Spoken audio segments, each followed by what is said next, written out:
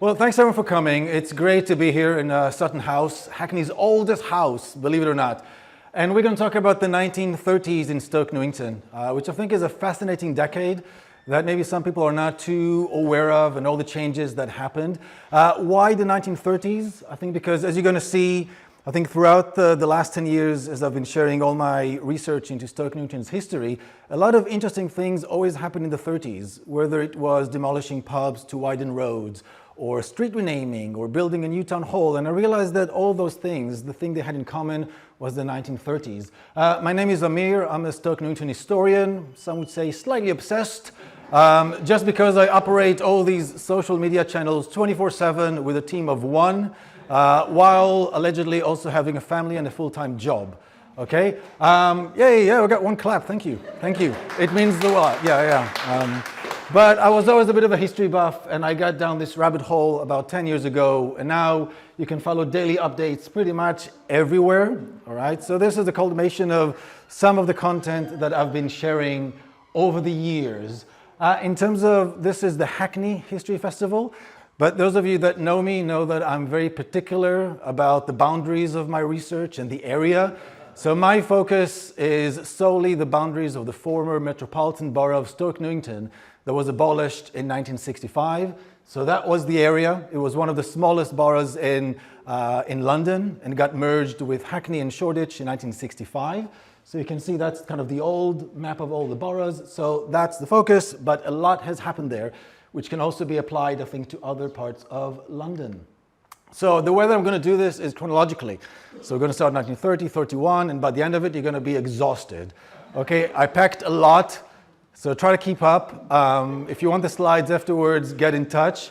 But let's start. So 1930, what was 1930 like? It was a long time ago. Some of us were not even there.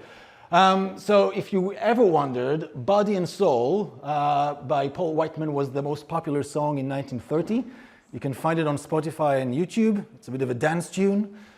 King George V was obviously the monarch. The Vagabond King was the top film in the UK in 1930.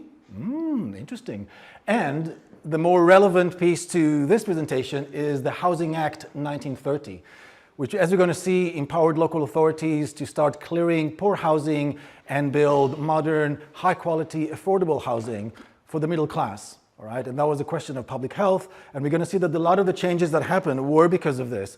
I always kind of think about this, that if you took someone from Stoke Newington in 1880, let's say, and you just dropped them in 1930, they would look around Church Street, it would look pretty much the same. They wouldn't actually feel that they've traveled so far back into the future. But if you took someone from 1930 into 1939 and they would look around Albion Road, Church Street, they wouldn't know where they were. The change was that profound. So let's see what happened. We're going to start the decade with swimming, a swimming bath. So in 1930, Stoke Newington Borough Council decided that the good people of Stoke Newington need a place to swim. All right, so that was the starting of the swimming bath project. The site that was selected for that project was in Clissold Road. So this is today the leisure center, where everyone is getting their bikes nicked. Okay, so that's there. And you can see that this originally were the back gardens of 4 houses called Glebe Place. And all the site opposite is now Stoke Newington School. They were demolished in the late 60s. This is the construction of the swimming bath. You can see it was a big deal. There was a big ceremony, dignitaries, and this is before they actually opened it. So imagine the fanfare where they actually had a building to go into. And you can see Church Street, the old houses of Paradise Row, just in the back. And as I said, this just was one of the back gardens. This was the finished building of the swimming bath. Right? It was designed by Hobden and Pori, a very successful pair of architects. They also designed the World War I Memorial Hall in Church Street, which is now the entrance to the library. They also designed Simpson's Factory on Stoke Newington Road, which is now beyond retro. And also, my favorite, the electricity substation on Wordsworth Road next to Butterfield Green. Okay, so they had quite a few projects in the area. This was the interior. Ooh, wow. Looks almost futuristic in a sense. It's funny though, because when I show these photos and people are obviously kind of amazed at what they used to look like, but people that comment online usually say, it was cold, it was rusty, pigeons were flying in, I hated it. Okay, so a bit of nostalgia when you look at the photos, but I think a lot of the experiences that you hear from people that were actually there are not always as positive. Now, unfortunately, it got knocked down in '97 when they redeveloped the site to build more modern facilities. There are only two relics left of the swimming bath.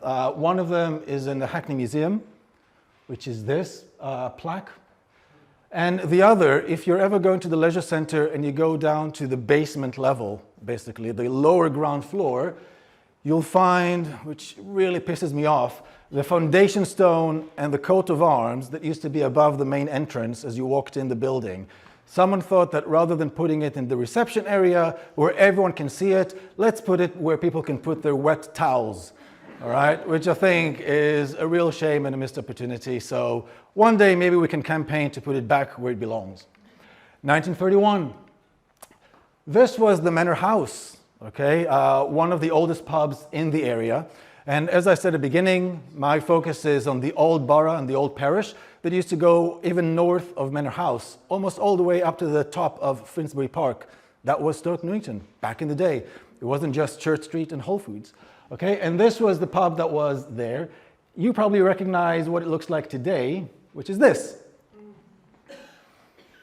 Okay, so the pub, as we're going to see, was rebuilt in 1931 when the tube station was built on the site. And this is, again, we're going to see that was the theme in the 30s. Progress was being made. Old buildings were being knocked down in the name of progress and modernity. Interestingly, the old Manor House had this huge tablet to commemorate a royal visit. Queen Victoria stopped for a pint. Unfortunately, I don't think that it was salvaged when they knocked it down, or unless it's going to appear on eBay one day and you're going to see me kind of bidding like mad. This is just a news cutting talking about almost after 100 years, the impending demolition of that old tavern. You can see this is the toll gate when the road was private. This was the junction, and you can see where the pub used to be, just there. Okay, so Woodbury Down Estate is just behind that road right there, and that's Seven Sisters Road, green lanes going down. And you can just about see that there's still something on the sign. It says, Manor House, and that sign actually reads temporary bars, because breweries didn't like it when you knocked down their pubs, but you didn't have something else instead. So they actually built a temporary pub on the site, okay, just not to lose on the income, right? So there was a temporary Manor House before they built the one that we know today. This is the construction of the tube. So when people say Stoke Newington doesn't have a tube station, it did, and it does. Okay, it's not in Church Street, it's not on the High Street. There were plans in 1902 and 1903 to do that, but that's a different talk. But this was the only tube station we actually had. And this was the pub, obviously big and grand when it reopened in 1931. And like many pubs in the area, it sadly closed down. These are just some of the up-and-coming bands in the mid-60s that played upstairs. There was a club called Bluesville, and then the Downbeat. So you just had, again, Jimi Hendrix, The Who, the Rolling Stones, you name it, just playing upstairs. So you could just walk on a summer evening from Church Street and say, hey, that Jimi Hendrix guy is playing at the Manor House. When are they going to get the plaque, I wonder? There's a tablet that commemorates the rebuild in 1931. Next time you're there. Just that as well. I think maybe they knocked the number one when they put the drain pipe, as you do. No respect.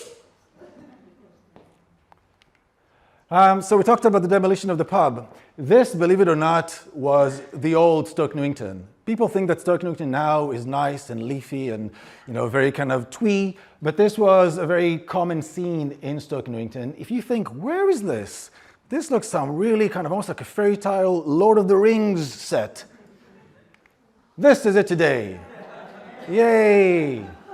Yay for bins and rubbish, right? Park Lane Bridge was over the New River, and it got demolished in 1931 when the road was widened. But in the 1930s, there was an increase in traffic, so roads had to be widened, because originally they were just, a small little footpath in some cases. So they demolished the old bridge, And you can see exactly where it was. There was also Paradise Bridge just under Church Street. That's roughly where the 393 eastbound stop is. And you can also notice just how narrow the road was where the bridge was. This was the view where the allotments are today. So if you stood on the bridge and you were just looking down towards the allotments that were created in 1947, this was the lovely view. Everything is different today apart from that house on the corner. You can still see it next time you go down the little footpath. You probably all missed this, but on the railings just before you enter the allotment, there's this little sign that just mentions the fact that the Park Lane Bridge was demolished in 1931 when the road was widened. This was the view of the bridge. So this is Clissold Park and Church Street. That building there is the New River Cafe today. Can you imagine just hopping over the bridge for a fry-up today, if only they kept it with the lovely ironwork and all those things. This was the reverse angle. So this is now looking from Church Street towards Clissold Crescent. Again, the New River Cafe is now on the right. And just notice how narrow that road is. Imagine getting an SUV through that today. Right, which is funny enough though, because that same area now has been closed to through traffic, and they actually extended the pavement 90 years later.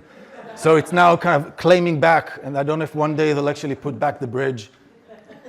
This is what it looks like today, exact same spot.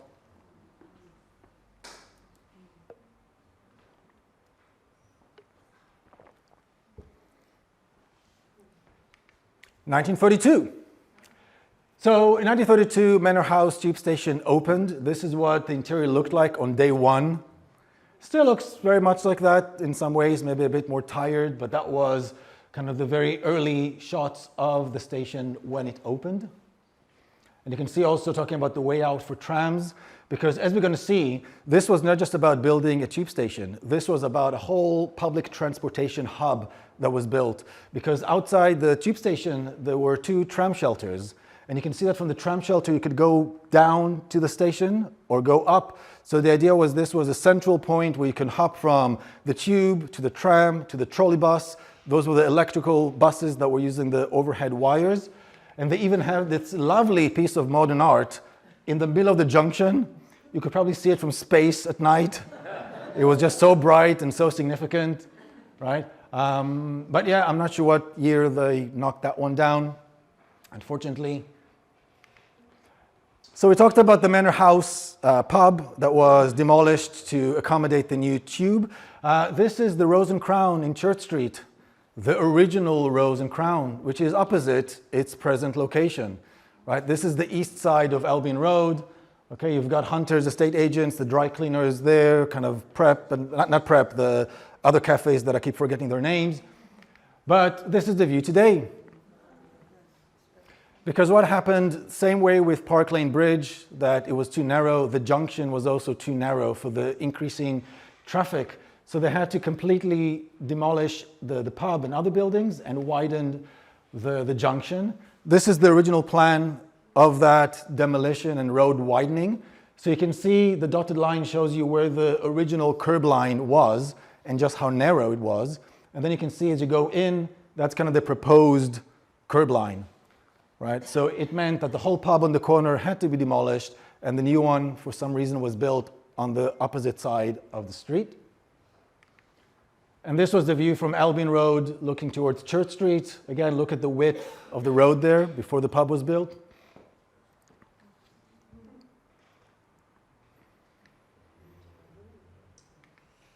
These are the beautiful hand-drawn plans of the Rose and Crown, the new one.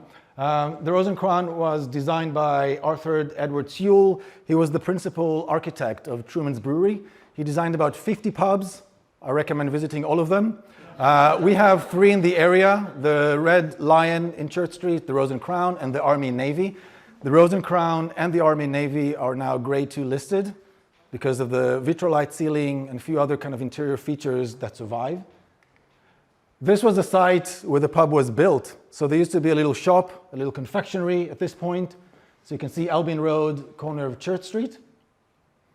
I think that policeman was very bored, probably just one vehicle a day, turn left. Okay, you think out of all the places in London where you can deploy someone to direct traffic, was this really the best place? And this is the view today. Same spot. This is a great rare photo that shows that for a very brief period, the two pubs coexisted. So you had the old Rose and Crown and the new Rose and Crown. The brewery probably didn't want to lose the old one, and the deal was probably saying, we'll demolish the old one once we build the new one. All the punters go to the new, bring the bulldozer, and we're good. So this is a really rare photo. We can see them side by side, the old and the new. 1933. When you think about Stoke Newington historically, it was always a very well-to-do, very affluent village and then Victorian district. The population and the demographic was usually kind of middle class, lower middle class. But as you can see from Charles Booth's poverty map, even though most of the streets were kind of red, yellow, pink, fairly comfortable, middle class, upper middle class in some cases as well, but there were very small pockets of poverty. And you can see those are marked in kind of dark blue. Okay, and unlike the lovely Victorian terrace houses that you had in streets like Clissold Road and Neville Road and all the other streets, those were usually very small, very crowded areas, courtyards, houses that were really built for the poorest people in the parish. And by the 1930s, people realized that they weren't suitable for people to live in anymore. So these are just a few of them. Sorry, can you go back to that one? Just point, because you haven't got a pointer on there, have you? Can try. I don't want to break anything. All right, sorry. So yeah, I'll do my best. Yeah, but you can see, so this is Bard Street, so Church Street, and this is Lordship Terrace. This is the High Street, so you've got Mason's Court, which is now called Manley Court. So you see where it says club, right there? That's Sainsbury's, pretty much, all right? And are they grocery, those are the outhouses at the back of the... Those are just very small houses, yes. So we're going to see some photos of those. So this was Barn Street. All right, that was a corner building. Today, it would probably be marketed as a very charming one-bedroom studio flat, a stone throw from Church Street. But I guarantee you there was no indoor toilet, probably no running water, no electricity, just a little oil lamp, and a kitchen slash bedroom slash everything else. Okay, it's tiny. I don't think it was actually bigger than this room when you look on the map. And these were some of those other areas that were the poorest in the area. And we're going to see what the impact of that Housing Act was. Because, as I said, there was recognition that people deserved better housing, and the focus was on the working class. Because don't forget that during the First World War, 80% of people were renting. Okay, home ownership wasn't a big deal until the late 70s, early 80s. So a lot of people were renting from slum landlords, and the result was areas like this. Okay, all those were declared a clearance area because they were inspected, and they were just, it was determined that people should not live there and they deserved a better place to live. So the council started building high quality, affordable homes. The first one in the 30s later became the Lordship South Estate. So this is the view from Lordship Road, and we're going to focus just on this foundation stone. So this is December 1933. So local authorities were granted the power and the financial incentives to demolish and clear all those poor housing and really build modern houses with separate rooms and a bath and a toilet. All those amazing things that today we take for granted, back then it was luxury. It was like winning the lottery, getting one of those flats. The architects that built this housing scheme, as you can see, they were quite busy in Stoke Newington for quite a while.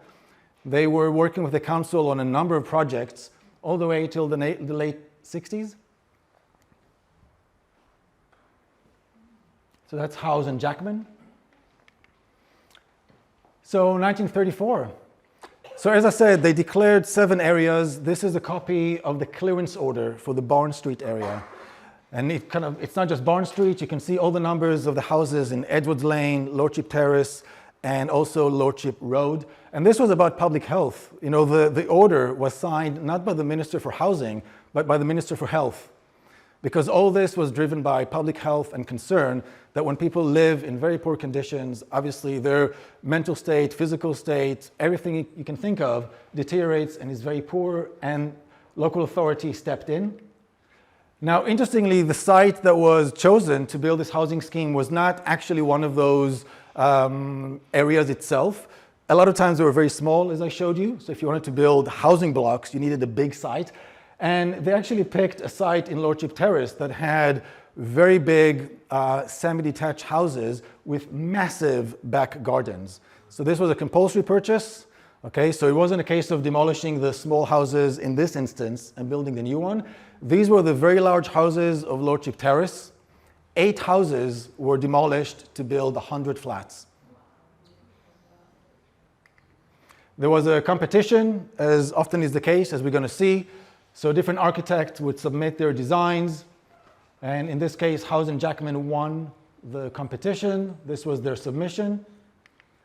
And this is one of the 3 housing blocks that was built as part of the housing scheme. So this is Ormond House in Lordship Terrace, 52 flats.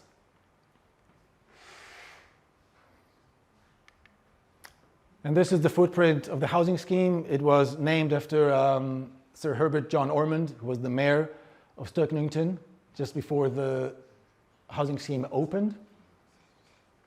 But this was a complete transformation. So as I said, people that knew Stoke Newington with all those large houses and all those very charming bridges and narrow roads, by the mid-30s, very different landscape depending where you were. And it was a big deal, right? When the housing scheme opened, you actually had the Minister of Health coming and shown, this is a toilet, it's indoors, this is a tap, right? It was something that, as I said, at the time, there's so many witnesses and people saying that they couldn't believe when their parents moved from that really small, crowded, back alley courtyard into a council flat. It was really seen as huge luxury. This is the souvenir of the opening of that. It's in the Hackney archives. Details the story, really interesting, but you can see that there was a lot of civic pride in these projects. It was a big deal. When you lived in one of those council houses, you would get usually a tenant's handbook. This is from 1950, but it's just there to show you that very strict rules about what you can do and cannot do, what days you can put the laundry out, when kids can play on the grass or not. You would typically have caretakers and porters that would tell you off, and even in some cases evict you if you broke the rules. The idea was to keep those flats and houses in the good condition that people found them when they first moved in. Another thing that happened in the 30s was Stoke Newington as a borough was growing up, if you like. It was getting council housing, it was getting a tube station, and it also got a new coat of arms. So in 1900, when it became a metropolitan borough, this was the coat of arms of the new borough. Interestingly, it wasn't designed by the College of Arms, which is the official body for designing coat of arms. I like it. It's nice and simple, talks about, the old church.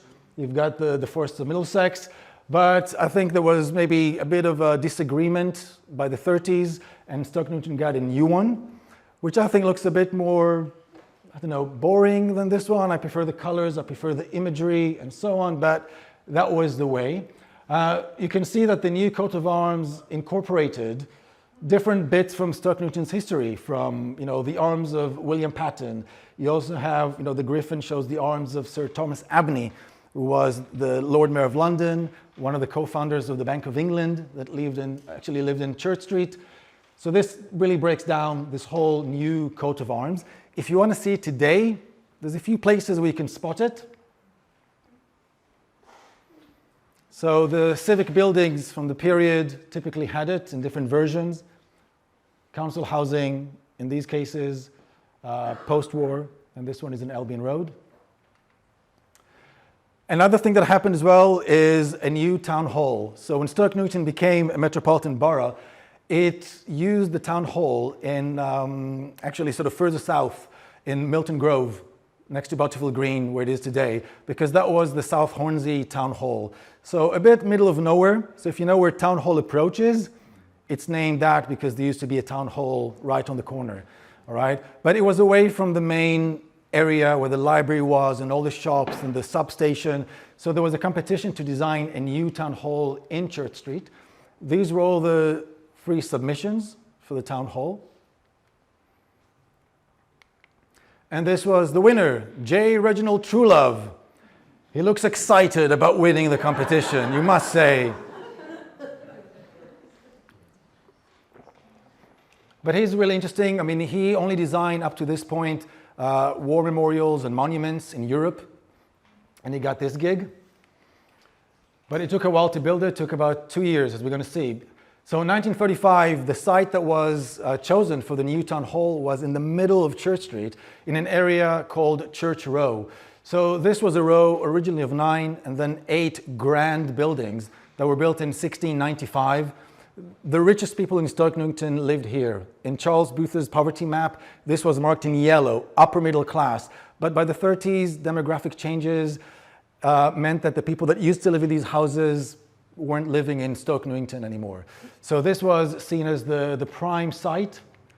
Those houses were demolished. Often all the fixtures and fittings and materials were sold in an auction. It wasn't just put in a skip. And you can see the foundation stone from October 1935. It was a 2-year project. It's a big build. We talked about council housing. We're going to see a bit more about that. But interestingly, in 1935, there was also another type of housing development. In this case, this is Clissold Court, just next to Clissold Park. And this was a private housing development for the middle classes. Okay, it was built privately, very nice Art Deco style. Definitely recommend wandering in. It's a little cul-de-sac. You just walk in. There's also a stink pipe at the end, but that's again a different talk.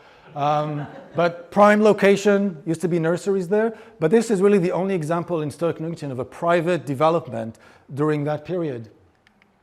1936, we're getting there. When they built the town hall and they dug up Church Row, the original site, or Church Row, was built on the site of William Patton's Tudor Manor House. So think about Sutton House. We used to have one as well. It was in Church Street. Oh, sorry, that's what happens when you get overexcited. It wasn't time, trust me. All right, so they dug up the Church Row houses, and under the basements, they uncovered the foundations of William Patton's Tudor house that was demolished to build Church Row. And they uncovered a number of those bricks, and they incorporated them into the outer wall of the assembly hall, which today is basically, there was a complete renovation of the space, and now it's an inner wall of the reception area. You can go in, it's open to the public, and you can see there's a little plate there as well. I counted about 240. Right, so that's a relic from William Patton's Tudor house, just there, as people sit and just look on their phone, oblivious to the history behind them. Another thing that happened in the 30s, we got a new cinema. There used to be a lot of cinemas on the High Street in Stoke Newington Road. The days before internet, radio, television, entertainment was working men's club, was cinemas, was pubs, and so on. And the Savoy Cinema was built in 1936. It closed in 1984. This is what it looks like today.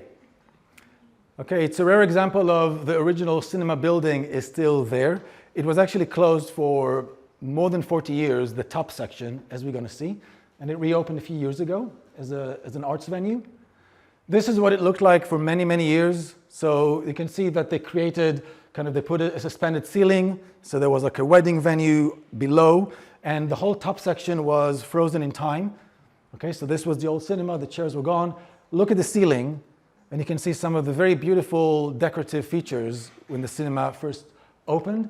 I was there when they were just starting the renovation, and you look up and it's really beautiful. You see all these golden motifs and all these very flowery and kind of animal decorative features.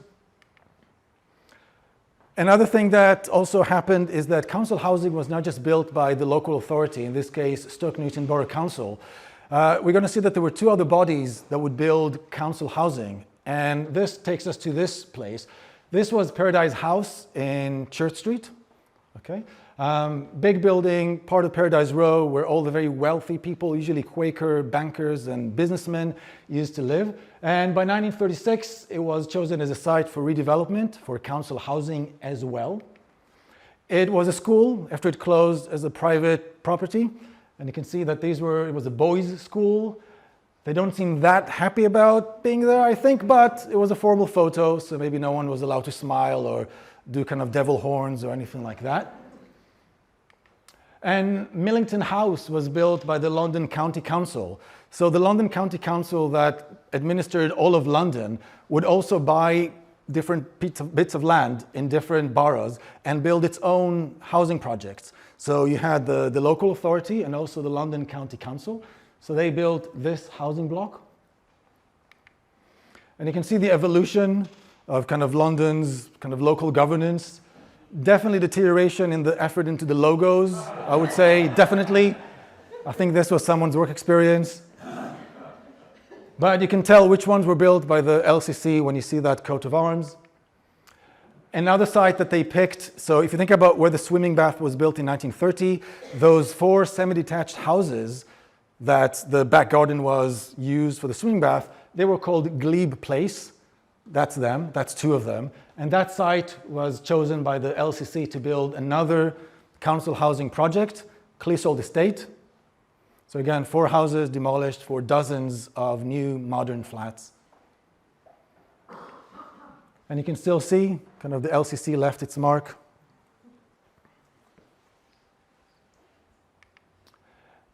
Going back to, we talked about Lordship Terrace and that development over there. A couple of years later, the local council were looking to extend the housing project. So they already created and built the Lordship Road, Lordship Terrace housing estate in 1934, and they wanted to extend it into the section next to it. The problem was that this section was bought by the London County Council. The one I showed you earlier was owned by the Borough Council. So they did a swap because Stoke Newington Borough Council wanted to keep all its housing scheme in the same area. It also had in Lordship Grove, you see there, it also had a development from 1922. So it was looking to centralize and keep everything in the same vicinity. And the LCC as well wanted to keep all its housing in the same area. They did a swap, and this was the origin of the Lordship Terrace and Queen Elizabeth Walk housing estate. So before it became the Lordship South Estate, it was all these separate housing schemes. This is the construction. This is Cleasold Park. You can see the church. All right, and this is just a view of what it looked like when it opened in 1936. So basically doubled in size. So if you went to Lordship Terrace, it would look completely different from what you knew it just 2-3 years ago. It's interesting when you think about the change that those kind of projects brought to the area. Queen Elizabeth Walk was a very affluent part with a nice view of Cleasold Park and so on. There's those kind of bollards that you know probably today, but originally they were further down where Drake Croft 1960s development is today. And the residents were not too happy about those housing schemes kind of basically popping up. And they had a petition because they didn't like the fact that there's going to be all the noise from children and vendors coming through this very picturesque footpath, disturbing the peace and tranquility of all the Queen Elizabeth Walk residents. So this was the petition, or part of it. Again, part of that change in the area that was taking hold. As I said, the estate grew in the 1960s as well. More houses were demolished, and it kept growing and growing. And this is the footprint of that estate today. Another thing that we got was a new filtration plant. Yay! Okay, so this is where the West Reservoir is. Today, it's the West Reservoir Center, but originally was a filtration plant as part of the very extensive New River Waterworks. This was the interior. They used to have these 2 lovely ponds outside on both sides. Wonder what happened to those. The wings were demolished, but new ones were built instead. It looks a bit different now. And this is it today. It's meant to undergo quite significant renovation in the next few months if that project was approved. 1937, almost. Another interesting thing that happened in Stoke Newington in 1937 was the renaming of streets. Because a lot of the streets that Stoke Newington had, like a lot of other boroughs in London, were very common. Church Street, High Street, Park Lane, Park Street, all those names were in every parish. But by the 30s, they realized that it was getting confusing. So the London County Council decided to just rename all those duplicative names. So all the ones in yellow were renamed. You can still see some traces of the old names. So this is Barbold Road on the corner of Albion Road. There's, if you like, an old nameplate with the old name of that street, Broughton Road. It was probably painted black when it was renamed rather than removing it. You can also see some ghost signs. So Beatty Road was originally Gordon Road. So you still have some of those kind of relics of the past if you look around. And another kind of council housing development, and we're getting to the end slowly. So we talked about the Borough Council, the LCC. The church commissioners, the Church of England owned most of the land north of Church Street. All right? And they also built these kind of charitable housing schemes for the working class. So they built a housing development on the site of Barn Street, Edgewood Lane, Lordship Road, and Lordship Terrace. So you can see what Barn Street used to look like before the development. This was Lordship Terrace. Again, very small houses. Lordship Road. Kind of the red line is here. And this what replaced it, Denman House. Okay, this is the original plan, rehousing Barn Street, Stoke Newington. This is just one of the plans for the flats. So you can see separate rooms, different bedrooms, a bath, a kitchen, luxury. And this is what it looked like. Still looks like that today, minus the grocery that was on the ground floor. It's now part of the flat. Just a few photos from when it opened. Very tidy. 89 flats.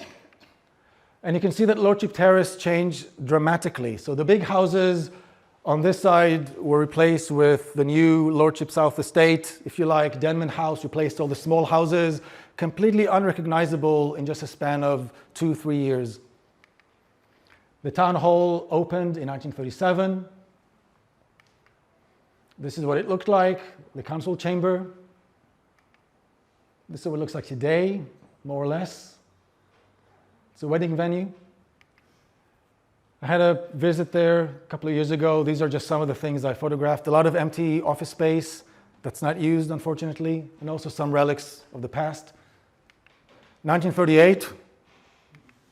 One of the biggest things that happened in 1938 is that the 649 trolleybus replaced the 49 tram. And if you want to geek out about public transportation and numbers, if you think that the 649 replaced the 49, what bus route do you think replaced the 649? The 149, obviously. And the last housing scheme I'll talk about is in Matthias Road. Again, another area that was designated a clearance area. The Borough Council demolished all those houses and built 3 blocks. Again, House and Jackman were the architects. And this was the result. 2 of the blocks are still there. The 3rd one was demolished later. And today, you can see that, again, it's sprawled into this huge estate, Milton Gardens estate, all the way up to the 70s. So they kept adding and adding and adding to it. Another thing that happened was the Woodbury Down estate. The LCC started the project, compulsory purchased the houses, but because of the war, they didn't get around to finish it. It was a very picturesque area, the most affluent and semi-rural in Stoke Newington, basically almost a forest. You can't even see the houses. But 57 blocks replaced all that by 1962. And you can see opinions about the Woodbury Down estate were varied, from the estate of the future to a £1 million slum dweller's paradise. And the last year is 1939, Second World War, just a few slides and that's it. We can see that Stoke Newington was going into war, like the whole country, of course. This is just the air raid precaution booklet that was published, one of the few. The very new town hall and the whole area, all the way up to the substation, was camouflaged. I'm not sure if it was meant to confuse any invading army. Where is the town hall? I can't see it, right? But it was the central command, if you like, for the civil defense. So they made it look pretty much the part.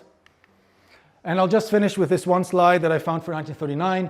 In 1939, there was an exhibition in the library, a historical exhibition. And I like the fact that they say, it provided a range of activities beyond the loan of books. In 1939, a local history exhibition took place reflecting the public interest in the rich history of the area. And seeing all of you here today just shows that it's still here today, which is great. Thank you very much. Woo.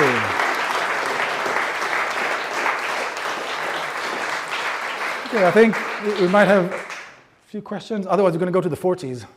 No, I'm kidding. Yes? Thank you very much for a really informative and fun talk. Did the population increase during this period? Because obviously there's expanded housing. Do you know who it was housing and where they came from and what the other sort of economic drivers were? So roughly, Stoke Newington overall, before the Woodbury Down estate, was about 50,000 people, which was really small for London Borough. The council projects would typically house the people from those clearance areas, but the LCC one was from across London, especially the Woodbury Down. So if you were cleared from Shoreditch, the LCC tells you you've got a flat in Stoke Newington or somewhere else. I don't think there was much kind of choice. It was based on the waiting list and so on. I don't think the population changed that much up until the Woodbury Down. There was also a lot of talk about from a political perspective. Some people complained that Labour voters were being brought in to kind of tip the balance in terms of the electoral kind of power as well. So it was quite debatable as well. Any other questions? Okay, if you're interested in any of this, you want to know more, just get in touch. I'm happy to answer any other questions, share any of the material here as well. And yeah, hopefully see you next year at the next festival. Thanks a lot.